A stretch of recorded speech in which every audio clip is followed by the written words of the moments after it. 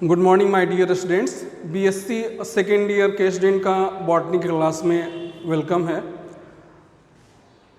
Students, आपको याद होगा कि हमने पिछले क्लास में चर्चा की थी डीएनए रेप्लिकेशन के बारे में, डीएनए ट्रांसक्रिप्शन के बारे में, डीएनए के प्रतिकृति, डीएनए से डीएनए का बनना और डीएनए का अनुलेखन, डीएनए से आरएनए का बनना, इसके बारे में चर्चा की थी। आज हम लोग एक बहुत महत्वपूर्ण विषय पर चर्चा करने जा रहे हैं, जीन का नियंत्रण।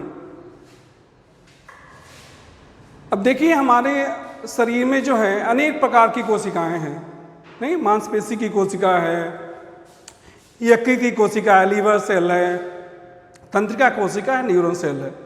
सारे कोशिकाओं में लगभग डीएनए क्या होता है, समान प्रकार का पाया जाता है।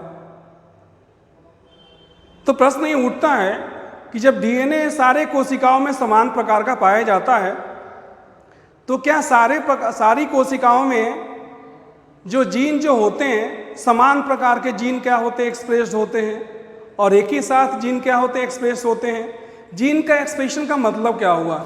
जीन के एक्सप्रेशन का सीधा अर्थ होता है डीएनए से किसका निर्माण होना, आरएनए का निर्माण होना, और फिर आरएनए से क्या बनेगा, आपके प्रोटीन का संश्लेषण होगा। तो हमारे शरीर में जितनी सारी कोशिकाएं हैं उसमें आवश्यकता के अनुसार जो है जीन क्या होता है, क्रियाशील होता है या क्या होता है, निष्क्रिय होता है, अक्रियाशील होता है।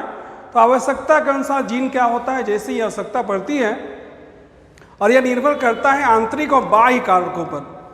तो आंतरिक और बाह्य कारक जो है वो जीन के उत्प्रेरित करने के लिए क्या करते हैं, एक एजेंट का काम करते हैं, कारक का कार्य करते हैं। तो हमारे शरीर में जितने सारे कोशिकाएं हैं सब में सारे प्रकार के जीन जो हैं एक साथ क्या होते हैं, उपस्थित नहीं होते हैं, एक्सप्रेस नहीं होते हैं। आवश्यकता अनुसार क्या होगा, जीन एक्सप्रेस होगा। उदाहरण के लिए जो यकृत कोशिकाएं जो हैं अल्कोहल का क्या करती हैं, डिटॉक्सिफिकेशन करती हैं, अभिशाक्त करती हैं, निष्क्रिय करती हैं, और इसके लिए क्या होता है, अल्कोहल डिहाइड्रोजनेज एंजाइम की आवश्यकता होती है। अब चूंकि लीवर का कार्य होता है डिटॉक्सिफिकेशन, जो विषाक्त पदार्थ हैं उनको क्या करना, उदासीन करना, उनको क्या करना, निष्क्रिय करना। तो वहाँ जो है अल्कोहल डिहाइड्रोजनेज एंजाइम की आवश्यकता हुई। और जैसा कि आपको पता है कि जितने सारे प्रोटीन एंजाइम होते हैं सारे किसके द्वारा कूट होते हैं, जीन के द्वारा क्या होते हैं, कूट किए जाते हैं। तो अल्कोहल डिहाइड्रोजनेज एंजाइम जो है वह यकृत में ही क्या होगा, आपका उपस्थित होगा, तंत्रिका कोशिका में उपस्थित नहीं होगा, क्योंकि यहाँ जीन का कार्य क्या है, आपका भिन्न है। तो कार्य के अनुसार और आवश्यकता अनुसार जो है अलग अलग जीन जो है अलग अलग कोशिकाओं में क्या होते हैं, आपके एक्सप्रेस होते हैं, उनसे क्या होते हैं, आरएनए बनता है। तो हम थोड़ी सी संरचना अगर देखते हैं, क्रोमेटिन की संरचना देखते हैं, तो क्रोमेटिन की संरचना में पाया जाता है कि डीएनए जो है हिस्टोन प्रोटीन के चारों ओर लिपटा रहता है।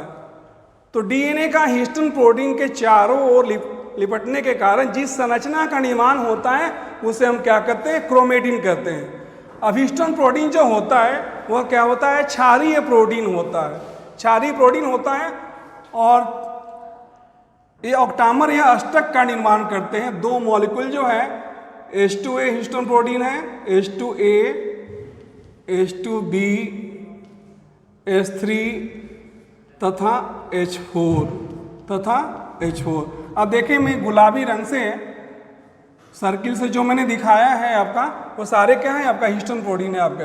तो जो H2A है, H2B है, H3A तथा H4 है, इनके दो दो अणु क्या होते हैं, एक साथ उपस्थित होते हैं और किसका निर्माण करते हैं, अष्टक का निर्माण करते हैं। ऑक्टन का क्या करते हैं, निर्माण करते हैं, ऑक्टेट का निर्माण करते हैं।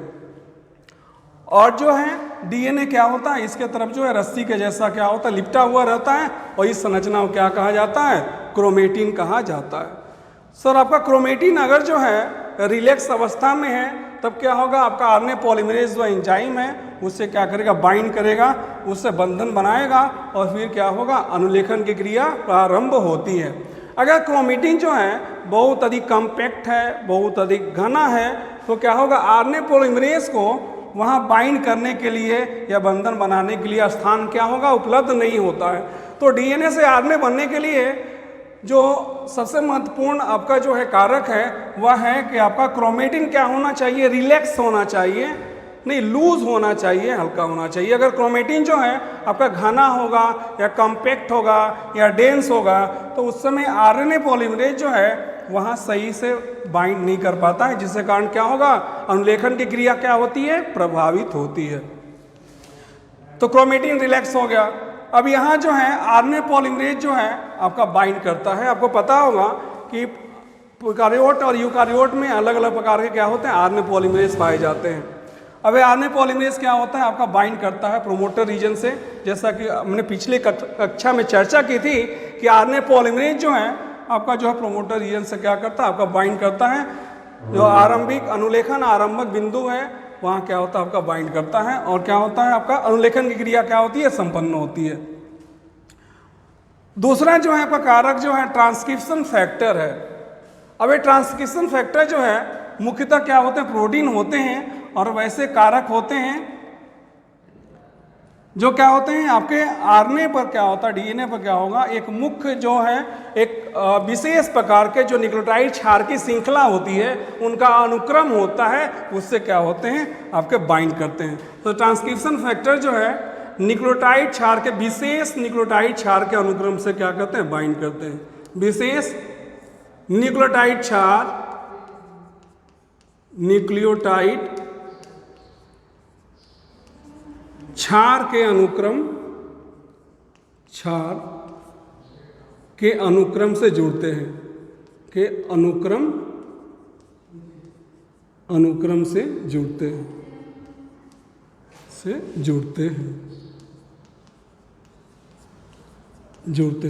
तो जो ट्रांसक्रिप्शन फैक्टर जो है न्यूक्लियोटाइड क्षार का जो विशेष अनुक्रम होता है, विशेष जो श्रृंखला होती है उसको पहचानते हैं, उससे जुड़ते हैं और क्या होता है आपका अनुलेखन की क्रिया क्या होती है, आरंभ होती है। अब देखिए आपका जब डीएनए से जो प्रथम आरएनए का निर्माण होता है उसे हम क्या कहते हैं, प्राथमिक आरएनए कहते हैं या प्राइमरी आरएनए कहते हैं। अब इस प्राथमिक आरएनए में क्या होता है, रासायनिक क्या होता है, रूपांतरण होता है, केमिकल मॉडिफिकेशन होता है। उसमें पहला केमिकल मॉडिफिकेशन क्या है आपका, स्प्लाइसिंग है। और जैसा कि मैंने बताया था कि यूकारियोटिक जीन की संरचना में क्या होता है, यूकारियोटिक जीन की संरचना में आपका जो है एक्सॉन और इंट्रॉन दोनों क्या होते हैं, उपस्थित होते हैं। तो एक्सॉन जो होते हैं वो एमाइनो एसिड को कूट करते हैं और इंट्रॉन जो होते हैं वो एमाइनो एसिड को कूट नहीं करते हैं। तो स्प्लाइसिंग की प्रक्रिया में क्या होता है, इंट्रॉन क्या हो जाते हैं, हट जाते हैं, उनका क्या होता है, निष्कासन हो जाता है। तो जीन की संरचना से इंट्रॉन का हटना, उनका निष्कासित होना, उनका बाहर निकलना क्या कहलाता है, स्प्लाइसिंग कहलाता है। स्प्लाइसिंग के पश्चात जो आरएनए का निर्माण होगा वह होगा आपका द्वितीयक आरएनए कहते हैं। क्या कहते हैं इसे, द्वितीयक आरएनए या सेकेंडरी आरएनए कहा जाता है। अब इसमें क्या होगा, पांचवा जो छोर है वहाँ क्या होगा, ग्वाइनिन का क्या होगा, मिथाइलेशन होगा, अल्काइलेशन होगा। और तीसरा छोर जो होगा वहाँ क्या होगा, बहुत सारे एडेनिन ग्रुप जुड़ते हैं जिससे क्या होता है, पॉली ए टेल का क्या होता है, निर्माण होता है, जो क्या करता है, आरएनए को क्या करता है, अस्थायित्व प्रदान करता है, स्टेबिलिटी प्रोवाइड करता है।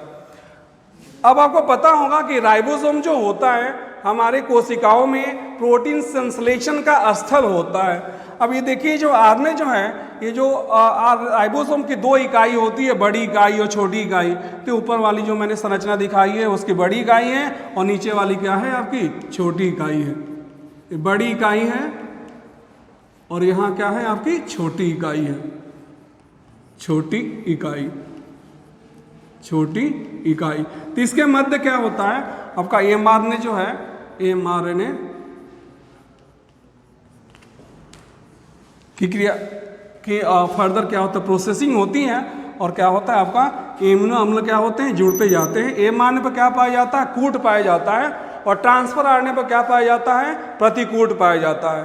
तो जब कूट और प्रतिकूट का पूरक क्षार, पूरक युग्म का क्या होता है, जोड़ा बनता है, तो क्या होता है, एमिनो अम्ल का क्या होता है, उसकी श्रृंखला क्या होती है, एक दूसरे से जुड़ती है। और एमिनो अम्ल जो है एक दूसरे से पेप्टाइड बंध के द्वारा जुड़ते हैं और जो है अंततः किसका निर्माण करते हैं, प्रोटीन का निर्माण करते हैं। तो हमने आज यूकारियोटिक जीन के नियंत्रण के बारे में चर्चा की। तो मुख्य रूप से जो है आपका जो क्रोमेटिन जो है वो नियंत्रित करता है। दूसरा जो है आपका आरएनए पॉलीमरेज नियंत्रित करता है। ट्रांसक्रिप्शन फैक्टर क्या करता है, नियंत्रित करता है। और जो ये आपका जो स्प्लाइसिंग जो होता है वो अभी क्या करता है, नियंत्रित करता है। तो हम लोग अगले क्लास में नए टॉपिक के साथ मिलते हैं, तब तक के लिए all the best, thank you.